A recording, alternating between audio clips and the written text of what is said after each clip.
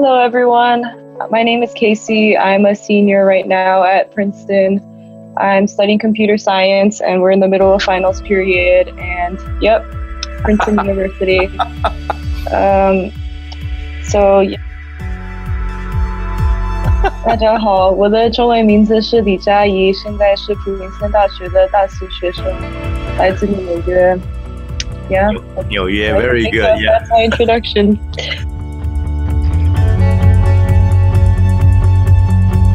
So yeah, I was really into video games growing up. I think part of it was that in a lot of ways, like when my dad wanted a kid, he wanted a boy who would do a lot of things that he wanted.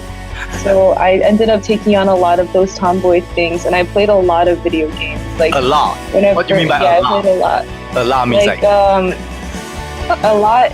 Like well, my friends introduced me to video games when I was really young, and there were a lot of computer games that we would play. And then I also really liked a lot of the consoles, like Wii, PlayStation, PSP. I always asked my parents to buy me those things. And I spent a lot of breaks playing a lot of hours a day, 6 to 10 hours a day. That's all I would do. So I was really into it. I was very into it. And it was a big social thing for me. A lot of my friends are really into video games, so we would always play.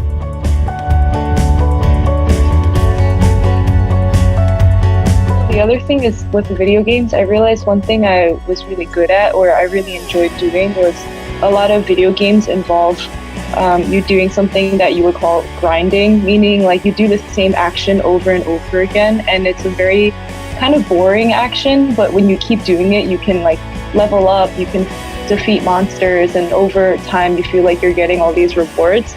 But in the time, you're just spending a lot of hours kind of doing the same thing. But for me, the way my brain works is I really like tackling those same things over and over again, and I just really enjoyed that process, even though I felt like the rewards are very incremental and slow. I just really I couldn't stop myself from going back again and again.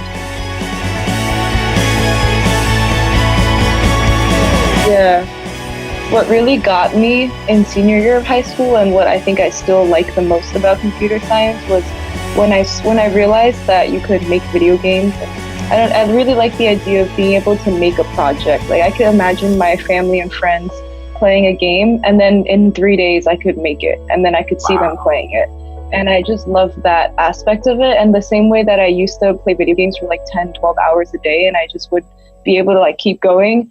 I realized with programming, I could do that too, for 10, 12 hours a day, as long as I was driven by the goal of I know what I want to make.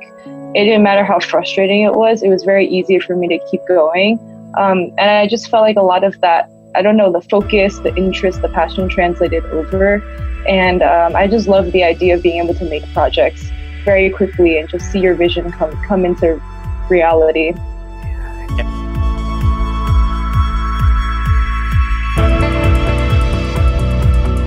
The passion quotient helped me realize why I was drawn to computer science, and there's still a lot that I like about it. But then when it comes to specifically doing a software engineering role, I sometimes feel like I'm being stifled or I'm unhappy.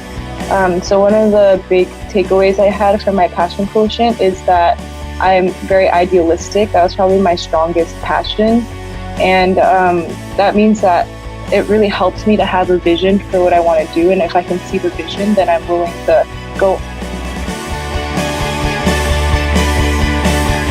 The PQ really showed me that, well, there's a reason why I'm doing computer science and why I've gotten these skills, but I could actually use it in a very unique way that is letting me be myself and also able to benefit the world, and for me to be able to fulfill my passions to really help people and all those other things. I didn't have to sacrifice my passions for the sake of the career track that I thought I was on. And I thought that was really cool.